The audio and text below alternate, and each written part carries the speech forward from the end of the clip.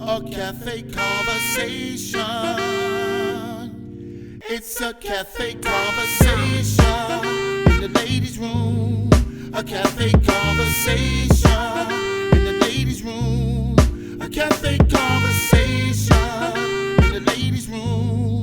A cafe conversation in the ladies' room. A cafe conversation in the ladies' room. A cafe conversation in the ladies' room. Hello, hello, hello, and welcome to Cafe Conversations. I'm your host, Charece Sanders, and it's so glad to be here in the cafe with you and some friends. I mean, we got some good conversation with you for you tonight because we're going to talk about something that we all tend to go through: anger and anger management, and how anger actually affects us physically. Because I'm sure we all have reactions to being mad, and I know what it does to me when I'm mad, and that's why I try to stay calm, cool, collected. Take it easy, be chill. But sometimes it doesn't always work out that way. So we're going to talk a little bit about that. But first, I want to let you know who's in the cafe with me tonight. First and foremost, live from Philadelphia, we have Dr. Michelle Strongfield. How are you? I'm doing really well. I'm happy to be here.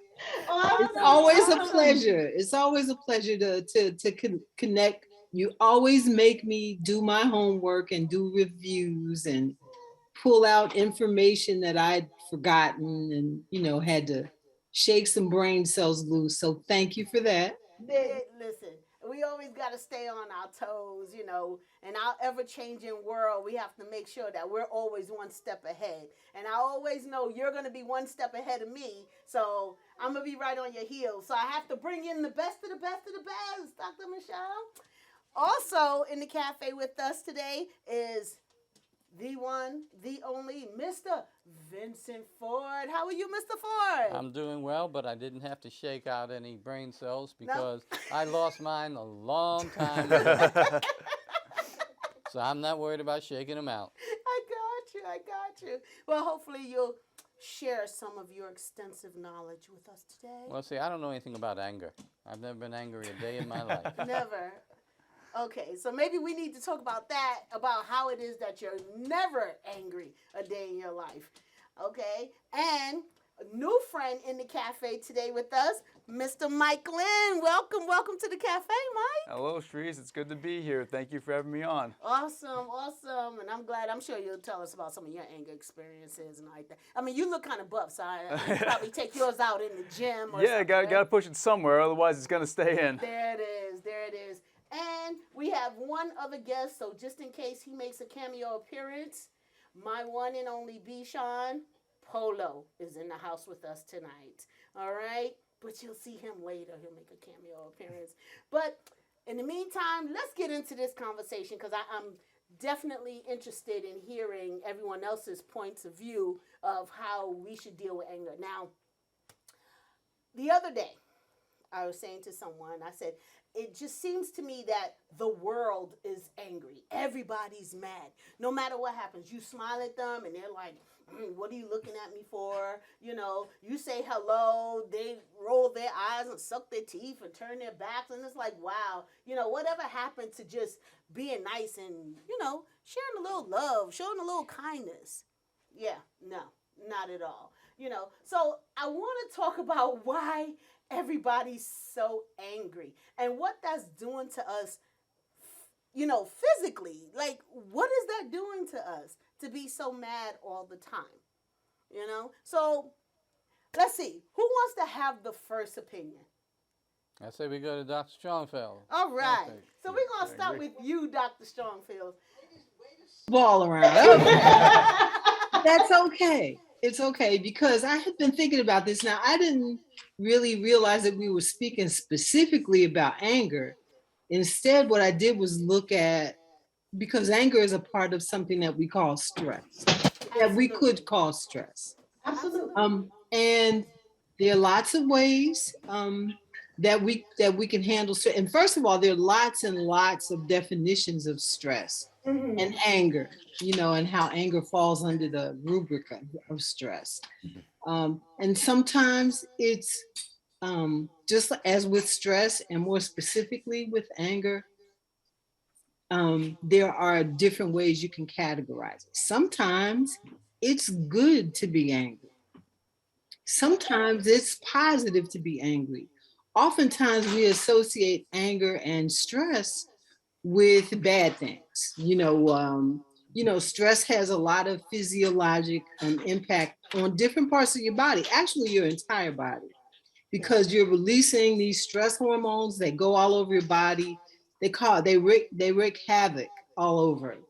And the longer you're angry and stressed, like you said, Charece, you see people on the street and they're like, as if this is a chronic condition that they're suffering from. Those very stress hormones that make you grit at people like, or have road rage, they have a long-term effect. It's called chronic stress. They have a long-term effect, deleterious or really bad effect on your body. But on the other hand, there's good stress. There's good anger. There's righteous anger, righteous indignation.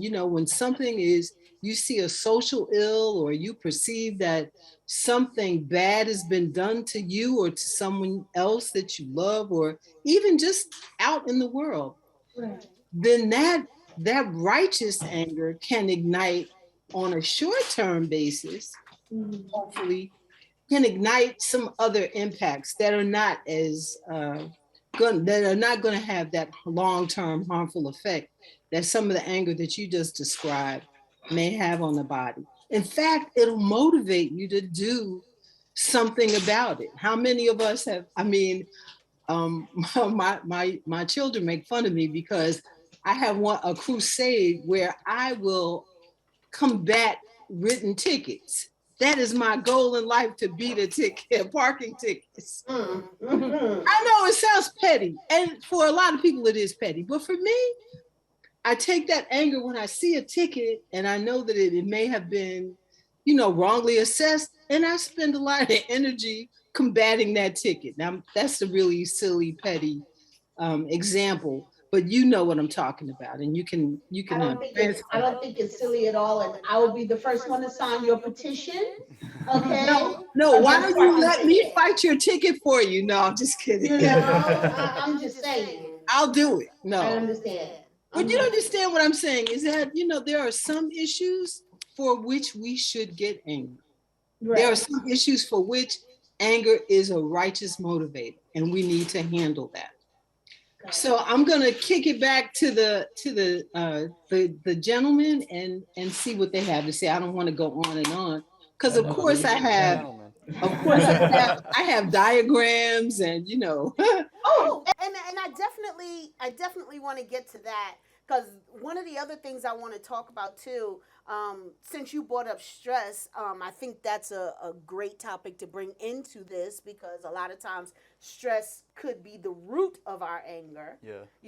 Or our anger could just cause high stress, so they can work in either direction. But I want to talk a little bit about how stress might actually affect men differently than women, and also how we deal with it may be different also. So I definitely want to talk that in, and that's why I love having, guys in the cafe with us, because sometimes we do need to compare, how men and women just handle situations in life differently. Yeah, absolutely. Understanding is absolutely the key to us helping each other, be able to coexist in the community. So I think it's necessary for us to, absolutely talk about it. But Mr. Ford, I see you have some extensive information over there. Well, I took a couple of notes, but she's absolutely right, Dr. Michelle, when she talks about there's some idea of good stress. And for example, the birth of a child can produce some stress for you. Your marriage can produce, the act of getting married, it's a stressful situation. So there are some good stressors in life. And there are some negative stressors that we all tend to deal with. But I'm particularly glad to hear Dr. Michelle talk about righteous indignation Okay. because, hey, I live in that world, you know, and I keep working on trying not to let revenge be my first option, Absolutely. although many times it is. But I'm trying to work on that, but I'm a slow learner. But let me, yeah. Before you go there, can you, for those that may not know, because I don't want to assume everybody knows what, you know, certain terms mean, could you explain what righteous indignation might be? For me, it's when someone does something that is out of character or just mean and vindictive, and I feel the need to respond to that. In politics, they have something they call a proportional response. Okay. So if someone bombs a church, then do you bomb two churches? I'll give you a line from what was it? I think it was The Untouchables, Okay. where one of the characters said, they send one of your police to the hospital, you send two of theirs to the morgue. Now, that's not a proportional response. But oftentimes, if we do not respond, it makes us feel in that one down position. And then it starts to fester and build, and then some other innocuous event will happen, and you'll explode over someone else. And it has really, your anger had nothing to do with that person, but you just built all this other stuff up, and you're just going to be the recipient of my anger. Gotcha. Displaced anger. Okay. Absolutely. Did y'all get that? I mean, I could have him repeat it if you need it, but. Hey, I'm the king of displaced anger. Gotcha. I can tell you that. All right. So, what do you have to share with us, Mr. Ford? Let me give you a quote that I found, which I think you'll find particularly interesting. This person says, anyone can become angry. He said, that's easy. But to be angry with the right person, to the right degree, at the right time, for the right purpose, and in the right way, that is not easy. And the author of this was some old guy by the name of Aristotle. Okay. And this was done in the 4th century BC. So we've known about anger and disproportionate responses to anger, or to stimuli, I'll say. We've known about this for quite some time. And unfortunately, we have not really improved that much, which is why so many wars come about, because we don't do a proportional response to an act that kind of ticked you off. Gotcha. Okay. So, do you think then, and I don't want to go all political or anything like that, this is just a question, that acts of war is just done out of anger because those people who are saying it's okay for us to go to war, not taking into consideration all the people who will get hurt that had nothing to do with why we're going to war. But that's a totally another show for another day. You know what I'm saying? Do you really honestly believe that, like, anger might be what the driving force is for us making that decision to go to war? And, you know, I mean, like, what's happening over in I would say no, it's not anger. No? Pride. Oh, that one hurt right here. That one hurt right here. But I think you're probably right. I would agree with you there. You got your, excuse the expression, you get your panties in a bunch. Someone does something, or the young kids have an expression for it now. You dissed me, so therefore, you know, Got you. I got to go to battle with you. Absolutely. Disproportionate. So no, I don't think wars have really started out of anger. I think oftentimes it's pride. Okay. And greed. I can't let you get one up on me. Yeah. Can't let you get one up Absolutely. on me. You made me look bad. So, yeah, I got that. So, Mike, we're going to come to you. Being of a younger generation, okay, and there tends to be a distinct difference in how your generation deals with stress and anger and how maybe my generation might have dealt with stress and anger, and even Mr. Ford's generation dealing with stress and anger. You know, how do you view anger? Do you view it as a motivator for your actions or people's actions, or do you view it just as something that's happening and we're just reactive to it? Yeah, I would say it's definitely somewhere in between. Like it's a feeling, obviously, but like you could use it as a motivator, or you could assess it, like look at it from a logical standpoint and realize, is this worth getting upset over? If it's some righteous indignation, then absolutely.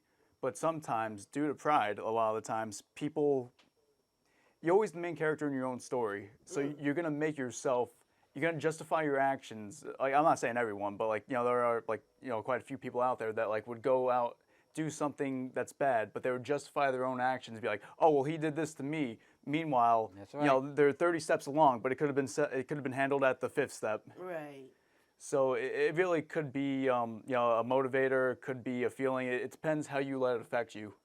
Okay. And like you mentioned in the beginning of the show, like I tend to work out a lot. Like I try to. Like it clears my mind. It keeps me healthy. And sometimes if I've had a tough week or if I'm stressed out, that's some fuel to the fire. So like I'm able to let it out that way. So it really depends on how you process it. So you use it to kind of fuel your positive vibes. Like Definitely you try. take it and turn it around and say, okay, you know what? I could go do something destructive, but instead I'll build up my body. I'll use it to work out. It'll become adrenaline for you. Ideally, yes. Now I'm not perfect, so like No, I sometimes get it. No, I But I always like try like recognize. Like for example, last night I was playing with I had some friends like together. We were all playing a game, and we got kind of like rough with one another. And I realized like, okay, that was out of pocket. It's another saying that the kids do these days. Yeah. And I was like, okay, I need to go handle this before this gets any worse. So like I went up to him after I did. I'm like, I'm really sorry. I just got beside myself, and we were cool after that. We just let it go because earlier in the line it was recognized, so it didn't have to turn into something physical. else, right? Well, I have to be totally honest. Full disclosure, I don't handle anger that well. I don't. So there are certain ways that I deal with it. I am a crier, not in a weak sense, but when I get very angry, before I could think straight, I have to let out that emotion, and it usually comes out in tears. It comes out in tears, and then after that, you're in trouble. Because if you got me to the point where I can cry, now I'm gonna be mad when when I finish crying. I'm gonna be mad. So we got an issue, But when I'm angry, also I notice I don't feel good. Yeah. And that was one of the things I wanted to talk about is how anger kind of physically, it messes with us physically. Like I'll get a headache or a migraine. Yep. I'll get confusion. I don't know what I'm saying or what I'm doing. And sometimes I'll notice that in talking, I'll get like word salad, It's Yeah. or if I'm talking, I'll talk really fast. And my brain is running faster than my mouth is moving. So I don't get out a complete thought, you know.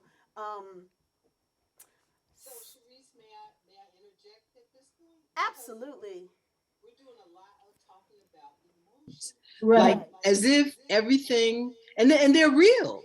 We're talking as if, when something happens to you, boom, you feel it in your heart or you feel it in your gut. But really, where you're feeling it first is in your brain. And what happens is whatever is happening to you at that time, whether it's good or bad, you have this little organ, this little piece of your brain called the pituitary gland. And the pituitary gland is releasing a hormone, and everybody knows the stress hormone, right? Cortisol, right? We talk about it a lot in the news. But this cortisol, gets released by, the adrenal glands. It gets, you know, widespread all over your body. And what does it do? Makes your heart go fast, right? And that would account for for people feeling excited and breaking out in a sweat. It may cause some GI disruption. It may your GI just go bananas. It causes tunnel vision, right? Because it constricts the blood vessels. So all of a sudden you're staring straight ahead at whoever upset you or pissed you off, whatever you want expression you want to use.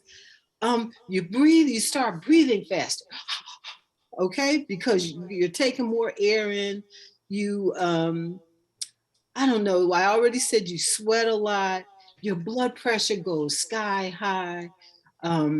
Your liver, your part of your that part of your body starts releasing glucose. So you're flooded with a lot of glucose, which gives you temporarily a lot of energy.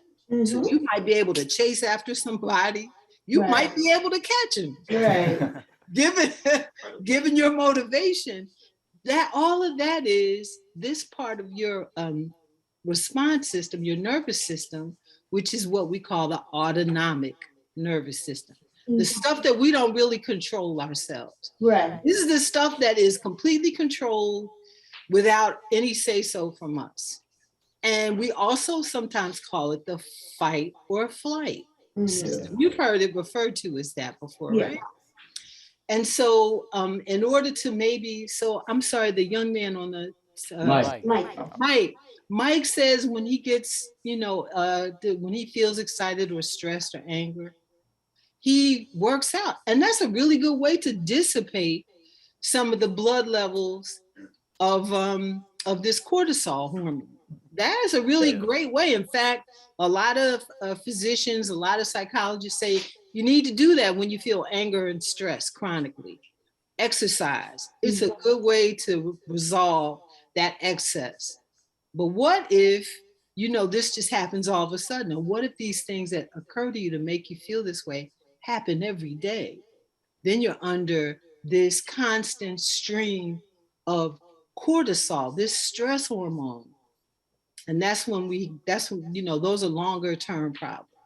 But every now and then, a good amount of stress, like if I hear that I have a test coming or I got some evaluation going on, my stress level goes way up. Yeah. Might be good. It motivates me to prepare myself for it.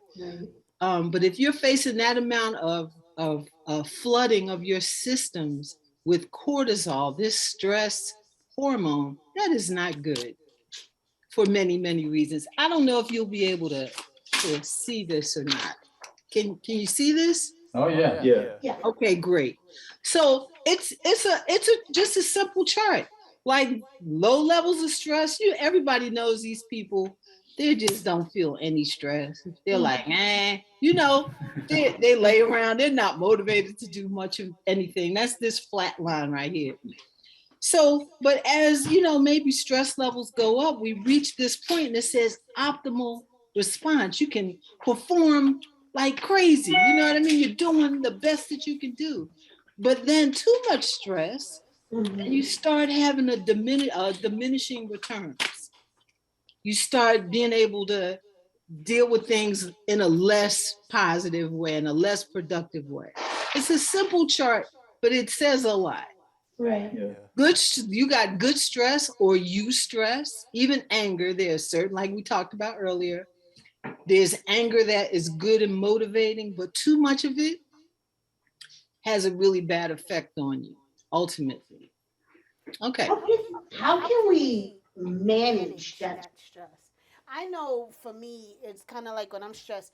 Um, I s- and I know I don't want to continue dwelling on the bad things that happen when you're under stress or you're angry and all like that.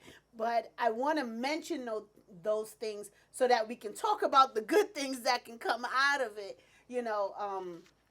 and give results or resolutions to how to manage our anger. We talk about anger management, and one of the things that I know happens to me when I'm angry or I'm stressed, I will go to sleep at the drop of a dime, like literally just go to sleep. When I'm scared, I will go to sleep. When I'm angry, I'll go to sleep. When I'm upset, I'll go to sleep. And it doesn't take long. It doesn't take long at all. But on the flip side, if I manage to stay awake, I will eat and then I just shut down. I just totally shut down. Don't want to do anything. I don't want to say nothing. I don't want to talk to anybody. I just want to stay to myself. Yeah. You know, but I also know that that's not good. You know, I also know that's not good either. So how can we go about not internalizing it so much where the physical effects are so bad? I mean, I have been so angry that I've actually thrown up because I was so mad, you know? And it's like, okay, why am I throwing up? Because I didn't feel sick prior to this situation, but literally when I got mad, it was like I'm sick on my stomach. And I was literally sick on my stomach. You know? Well, now you know that those stress hormones go right to your GI system. Right. They mess your stomach up and they cause turmoil in your stomach. Actually, sleep is probably a really good response initially. Now, too much sleep and you might be dealing with depression. You know, too much sleep is probably not a great response, but it's a coping mechanism. And so what we need to do is start acquiring mechanisms with which we cope with these things. I'm telling you, between 2020 and today, Sorry. I've probably done a whole lot more sleeping than I've ever done Yeah. since I was an adult woman. I mean, honestly, and in fact, I was reading an article just a little while ago about how this is an unprecedented couple of years where physicians and psychologists have seen particularly Americans at crazy stress levels. Mm-hmm. Guess why? Let's think about why.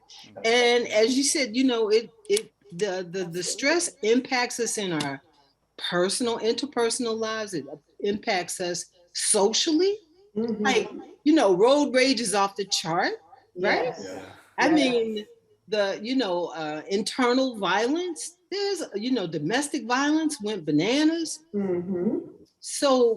So we can see socially the impact of these things. So not only are we Charece, like when you say you go to sleep or your stomach is upset, you throw up, people get migraines.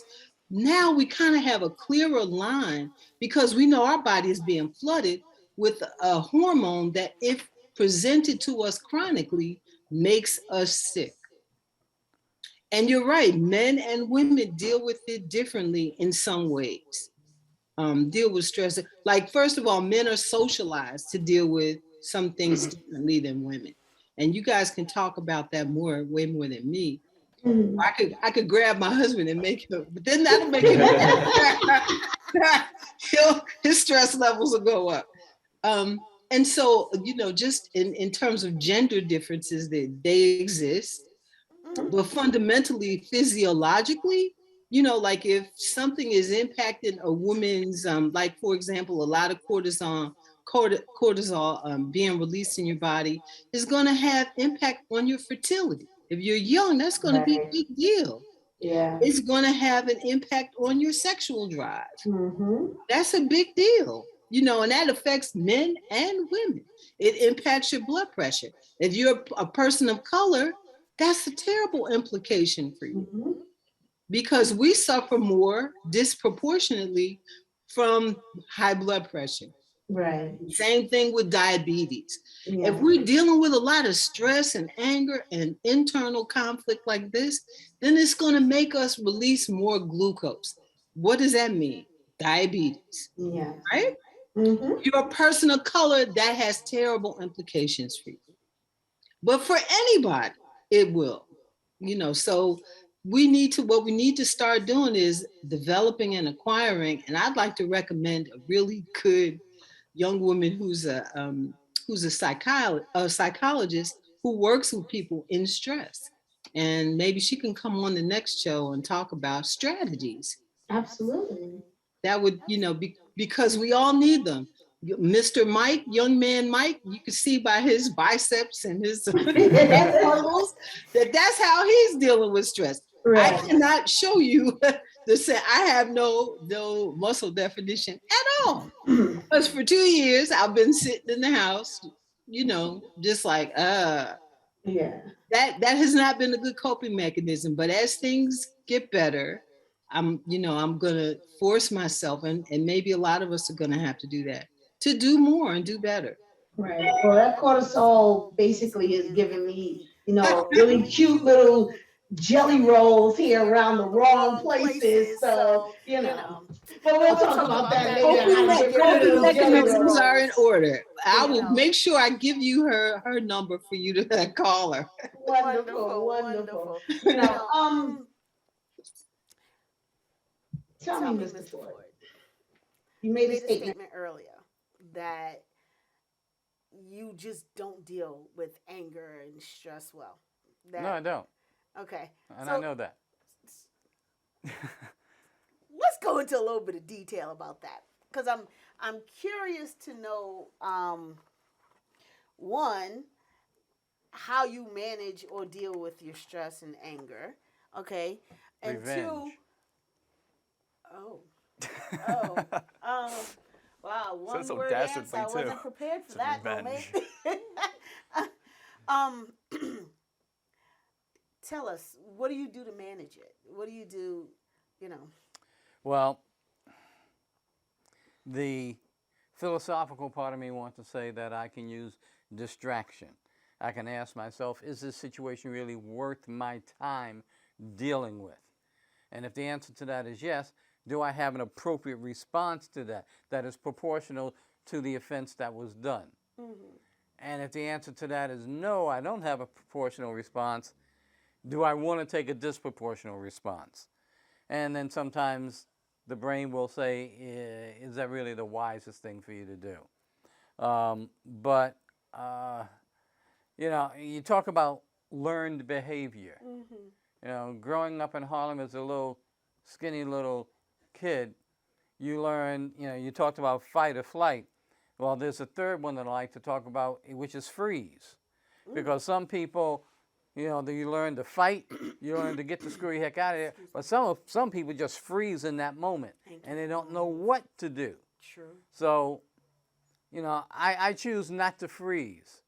My reaction growing up was, if you didn't fight, then your mom would say, what do you mean you lost that fight? You better go back down there and win that, So you learn these, not the proper coping mechanisms, and I'll be the first to admit that, but you learn that as a way of making it through a young life. And then as you get older and and I got into business, I learned that I could not respond that way, but I did learn that I respond with my words. And sometimes my words would be cutting, and sometimes my temper would show out. So I'm still working on getting it. Now, one of the other coping mechanisms that I found to be very helpful is music. I could find the right kind of music, and no, it's not going to be rock. I'm just going to go ahead on. It's going to be a good, John Coltrane, a little Miles Davis, and it'll calm me down. But sometimes my anger is just so heightened that even music won't do it. So I got to go to plan B, which is to get a good confidant, someone that I could talk this out with, and they can try to pull me down to what a friend of mine says, to talk you off the ledge. Do you find that helps? Oh, yeah. Being able to talk to someone else? Yeah, it really does help. Because they'll tell me, that's really a stupid response, Vincent. Why are you going to do that? Have you thought about the consequences to you if you do that? I say, yeah. Who do you think is more easier to get angry? Do you tend to think women are more angry or men? Can I take the fifth? I think we both can get angry equally, but I think our response to it can be very different. I think sometimes women will allow things to build up and build up and build up, and then one day, Mount Vesuvius will explode, and that lava is going to get all over you. I think men deal with it in the here and now. I'm not going to let it, I'm just going to do it right here, right now. And I think that is a different response. I could be very wrong. But would you agree with that, Dr. Strongfield? I was just sitting thinking, I'm like, well, because I'm a woman that had all boys, and there were 7 boys I grew up with. Okay. Learn So, behavior. for a very long time, I thought I was one of the boys. I just, but I will say that I was not socialized to be, to just like fly off the handle with anger. Like, because of all the boys in the house, I just wasn't socialized to do that. But I have other relatives and friends, and they get socially sanctioned women. I'm talking about if they respond angrily in a certain way. So a lot of it is socially determined, I think. Right. How you deal with anger, how you deal with anger in your family. Some people are just cool. Some families are just calm and cool. Some families are more excitable, and generally, where you grow up is also going to have an impact. As you said earlier, sir, right? It's going to be different, but in general, I think, and I don't want to belabor this, I think women are socially sanctioned if they handle anger in a particular kind of way. We're not socialized to handle anger in certain ways. Like, there's almost an expectation for women to be hysterical. That's where hysterectomy came from. They're talking about what comes from the womb. Isn't that crazy? That's what I think it is. I think it's crazy. So do you It's think a there's long a history of women and what they call hysterics. There's a long association, and it's not necessarily the case, but May I ask you a question? that's social. yes? I have a question for you then, Sure. because I see things through different lenses. Is it possible that a racial difference exists between how we respond to stress and anger? I think that, well, okay, if you're talking physiologically, for sure. But if you're talking I'm talking about how verbal, the way we may respond to it. expression of anger, Yes. and there's another example of social sanctions being attached to how a human being may respond to anger versus another human being if they're perceived differently. I'm a Black woman, so I have quite a sharp tongue when I need to have one. And depending on where I was when that sharp tongue came out, it could have been, it was dealt with in ways differently than maybe one of my colleagues who happened to be a white woman. So yeah, racially, I believe there are differences in how if you are perceived as an angry Black woman, that's a trope, but it's real. It's real. Yeah. It's real. Do It is. you think part of that is due to our, do you think the way we respond to anger and stress is hereditary? It certainly can be. It really can, and it's mostly that it's learned behavior too. Right. Mostly it's learned. And because you can learn to bite your tongue, you can, depending on what kind of repercussions you get if you don't bite your tongue, depending on the circumstances. It could mean the loss of your employment. It could mean who knows what. It could mean a worse grade. I mean, that's happened before. I've witnessed that, and it has happened to me. So learned behavior, you learn to adjust. You either learn or you don't learn. Yeah, but there absolutely may be, I think, a genetic factor. People that we call hot-headed. How much of that hot-headedness is genetic and how much of it is learned behavior? I agree with you there because I know of I, I know in some cases, let's say children, for instance, and you'll have one child who is very mild mannered, and if something makes them angry, they'll retreat. And then you'll have that other child that's just explosive. Yeah. But if you look at the family dynamic, dad might be, very mild mannered and retreat, and mom is like, y'all getting on my nerves, and I'm gonna throw a pan at you, and you're not gonna eat tonight, and stuff like that. So, I believe learned behavior is one thing. I do think genetics is another, because people who have anger issues and can't really tap into what the root of those anger issues are, sometimes I wonder if that is, related to maybe something that might, how they say that you could pass things down in the womb, and I'm wondering if, someone who might have had a rough pregnancy, or a very stressful pregnancy, releasing a lot of cortisol and stuff, what we pass to our children. Who's to say that we're not passing excessive amounts of cortisol to our kids, and that on top of what they build up themselves, might just impact that certain part of the brain, and now they're a little bit more aggressive than, most others. I think we had this conversation once on a while ago. We talked about nature versus nurture. Do you remember that? And so it becomes a pretty tricky thing to tease out sometimes. But yeah, if you have that excitable kid, I deal with that with my grandchildren.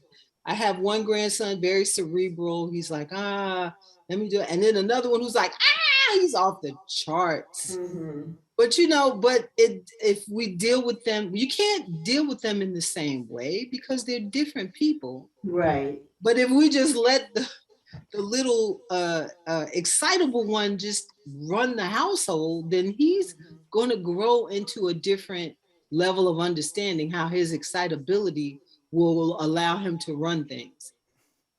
Right. As opposed to the quiet, more, cerebral guy, who may feel like, it doesn't make any difference what he does or how he speaks. Mm-hmm. So we have to be careful as parents and grandparents how we, approach these things. But you're right. This is a tricky thing, nature versus nurture. A lot of people, and I swear to you, I say this all the time, that your children, and Khalil Gibran said this when he wrote the poem hundreds of years ago, your children are not your children. They come into the world with their own thing. This is true. And then how they develop and how we raise them, or how, what their environment is like, is going to shape what they come into the world with, I believe. But I'm not a child psychologist. I'm just a mother of many children. No, and you know what? And that gives us as parents a certain level of experience, because the truth of the matter is, I'm all for, school and collegiate education and everything like that, but there's no teacher like the teacher of life. Like life is the best teacher. You experience it, you live through it, and everything. There's no better way to learn about it than to go through it. Absolutely. Could I actually touch on that for a second too? Absolutely. Yeah, so I believe that generational curses are a thing, but I think most of that stems from your childhood, because if there's like a generational curse that's going on, and like your parents are affected by it, and like they're raising you, if they don't break that chain, then they're going to be fighting all the time in childhood. That's going to plant seeds from a young age. Absolutely. And from there, like you guys were talking about, you got to socialize them early. Like you got to get this like behavior out of them, otherwise they're going to grow up to just keep the cycle going. So I believe that is a huge part of it.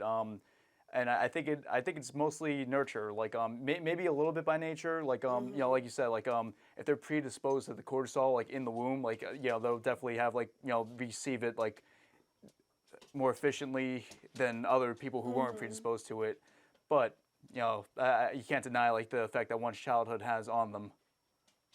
No, absolutely. I mean, an abusive household could make, you know, someone extremely angry. Yeah. You know, Or the opposite of a that. too. neglected household. Or very passive. Yes. Or very passive. Exactly. Because like the survival, like we were talking about before, coping mechanisms. If that's like how they did, like okay, let me just stay out of their way so I don't get any of that. Exactly. Then they're going to continue that until adulthood, unless taught otherwise or learn otherwise. Yeah, I Yes, Absolutely. Absolutely. yeah. And is there anything? And this is a hypothetical situation, but I'm gonna put it out there anyway. Do you think that there's anything we could do about people just being so angry right now? And I get, you know, I Shoot get 'em it. all. Well, that doesn't help, Mr. Ford, because that shows anger. But I got rid of the angry people. Yeah, But then they'll say you're angry. Wait a minute, I didn't hear the response you said, Mr. Ford. Yeah. I said Shoot 'em shoot them all. all. He said shoot them all. Oh, okay. I thought that's what you said about the conflict. I was like, Okay. Yeah, I'm like, yeah, I mean, right, because I think we need an intervention. intervention over here, you know. Get the smile police out.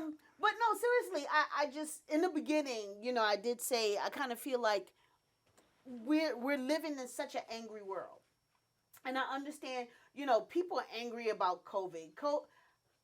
I mean, COVID is another entity in itself.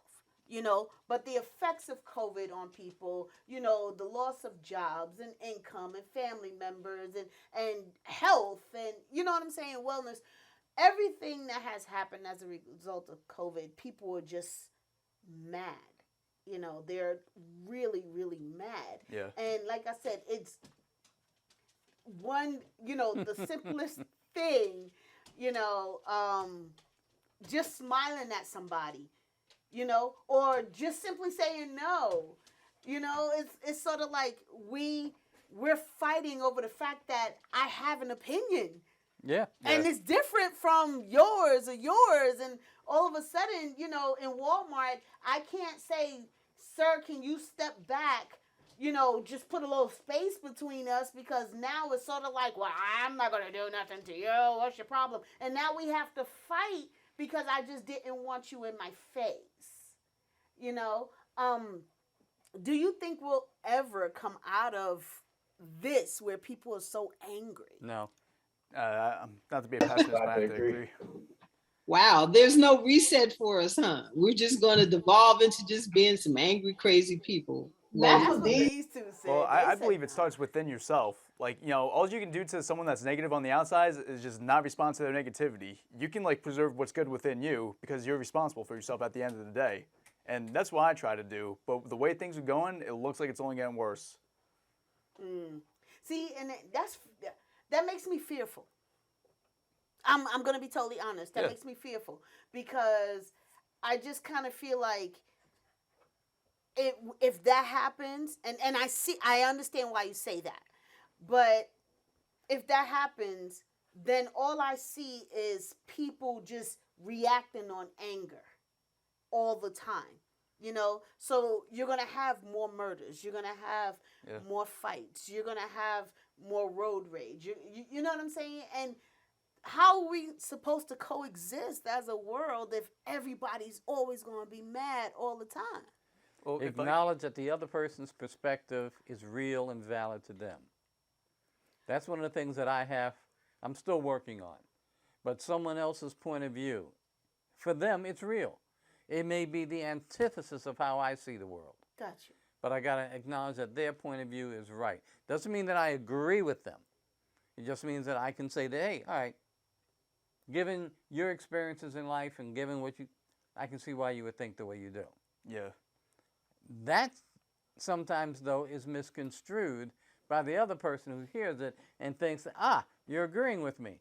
Slow your roll. No, I'm not agreeing with you. I'm just saying that your twisted perspective is real to you. So, remember that sharp tongue you talked about? There it comes. Yeah, Mr. Ford got one of those too. My son, who generally I never think of him as particularly optimistic, but he said to me last night, because we were having a conversation sort of like this. And I was like, well, where do you see all this going? He said, Mom, I think we're going to have a reset. I'm like, what does that mean? Because it sounded scary to me. It's like, what does that mean, that we get like all of it? He's like, no, I just think that we're at this point where people are going to see how unsustainable our behavior is. And I think that they're going to start pulling back. I was like, surprised. I'll be That's the right. most hopeful thing I ever heard him say. He said, we're going to reset. I was like, okay, I hope you're right, man. I would love to see us regain some of the senses that we have. And the humanity and humility of being people.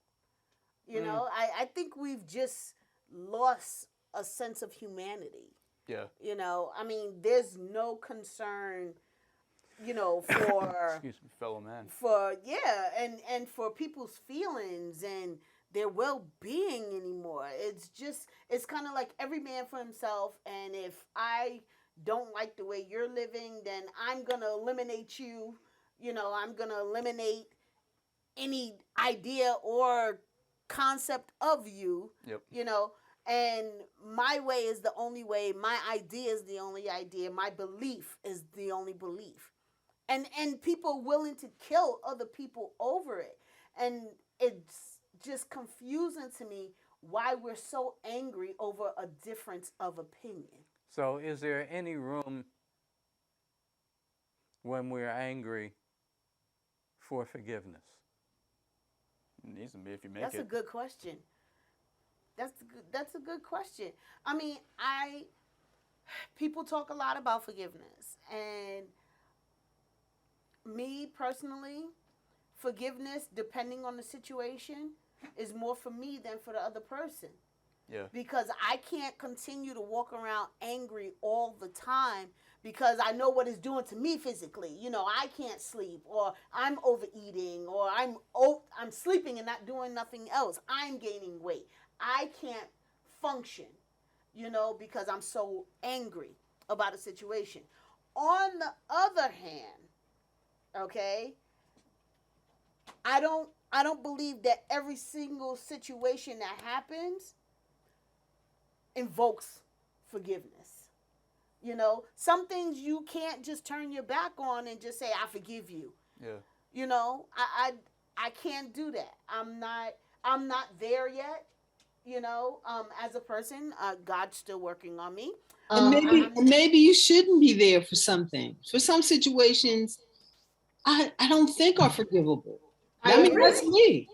And so, but now what you can do as an individual is move away from the heat and the anger of whatever you feel, but you never forget. You say, this was a terrible, heinous act. And I'm not still boiling mad, angry about it, but I am never going to forget this. Right. And it's going to inform my behavior from this point forward. Yeah. Where does the lack of a consequence to the offending person? Where does that fit into the equation? Because if I have a negative consequence that affects me, shouldn't there be a negative consequence that affects the other person? And if they don't have a negative consequence, don't they just get away with, literally get away with murder? I wrestle with that all the time. Like, where's justice? Is there justice? Is it real? Yeah. I think about that a lot. Sometimes, how there's the expression that is attributed to King, that the arc of justice, the arc of history, is it? That curves toward justice. I know, but sometimes we're just not going to see the arc at the end. We just, we're too far back to actually see a curve toward justice.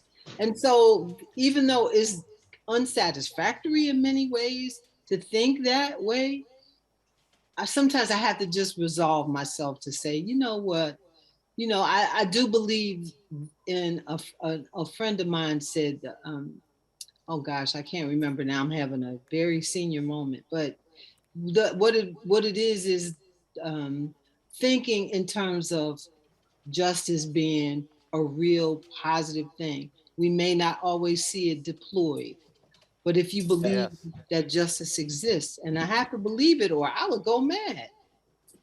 I have to believe it. That's Agreed. just me. Everybody may not feel that way. Well, Yeah, yeah, I I mean, mean, people, people when they do something, like I'm sure a part of them like feels it like on the inside, like there's something like tearing apart, like their consciousness, like if they still have one, if it's not severed, it's gonna I'm get not to them. sure. I don't know if everybody has a conscience. Yeah. I don't think so. Well, I mean, it doesn't have to be conscious necessarily, but the effect that it has like within their life, if they do something to someone else, I'm sure that's gonna be somehow mirrored in their own life. Like, do you think people going around like doing like making all these laws that put people down, like just like elites out there, powerful people? Do you think that they're happy? Do you think like Jeff Bezos, for example? Do you think that he's genuinely happy? Yeah. Richest man in the world. You think he's really happy? Yeah. Because I think he's miserable. I don't think he enjoys his life in the slightest. And like, what happiness is up there? Like that doesn't just because you can like do it, that doesn't mean that you're happy. No, I agree. And money doesn't necessarily equate happiness. But I do, I do feel like people tend to take advantage of the fact when you don't, like Mr. Ford said, if there isn't a instant reaction to a situation, depending on the person, they take that as well, you know what? I could do this and I can get away with it. Mm-hmm. You know what I'm saying? Yeah. Me personally, I'm a big believer of instant karma. I am. I pray on it. I'm not going to lie. I pray on it. Why? Because I don't think some things should be allowed to linger. Okay? And now, don't get me wrong. I do not pray on people's downfall. I don't pray on people getting hurt. I just believe that if you are doing something and it's not justified, if you are lying, if you are not,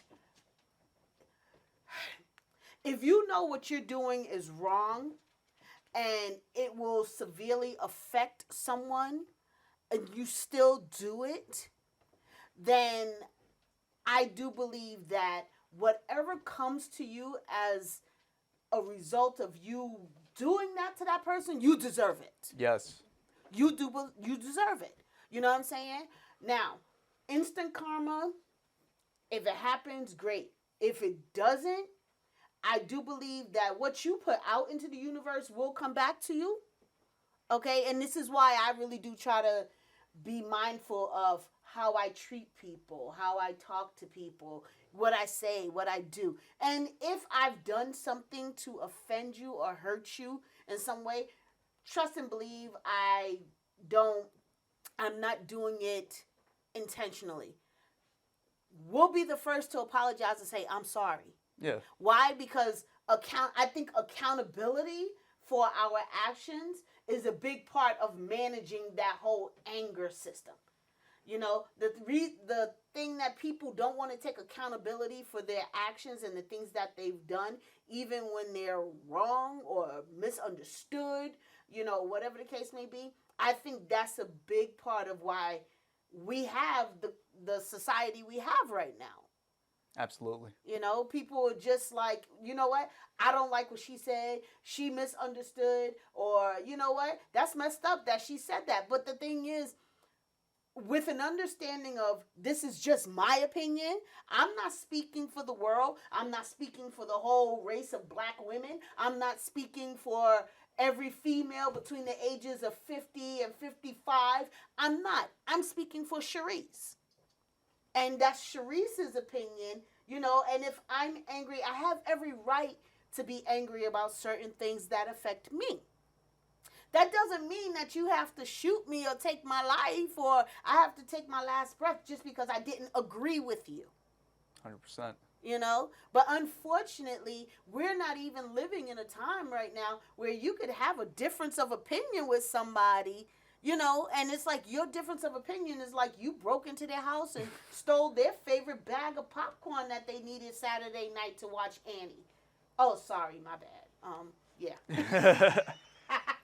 No, you're right though. Like that's exactly how some people look at you. Like you say something that disagrees with like their philosophy, and they look at you like you got three heads. Like that doesn't make me your enemy. And get angry. Like cut off a conversation, won't deal with you, won't bother with you, and stuff just because you had a difference of opinion, and that's on a minor level. Oh yeah, and that's immaturity too.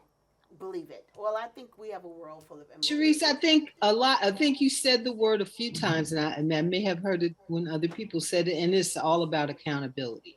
It has everything to do with you and not to do with, pointing outward. It's accountability.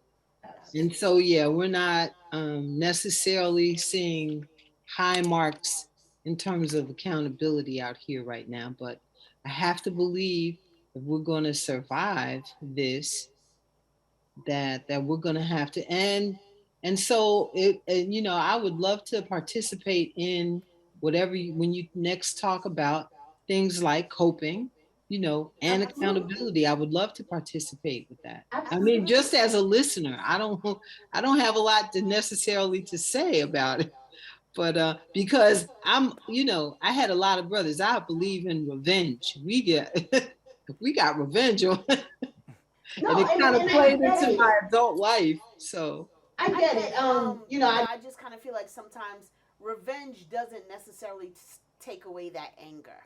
No. It you know what I'm saying? It doesn't give you that peace. It may justify the action at the moment, you know what I'm saying? But it doesn't necessarily take away the anger of what was done to you in the first place. So the real question I want to end this with, and I want people to ponder, is how do we deal with the anger that doesn't go away? You know what I'm saying? The anger that you can't sleep away, you can't eat it away, you can't pray it away, and even after you've done something about the act that was unjustified towards you or whatever the case may be, even when you've gotten revenge, can you get past the anger?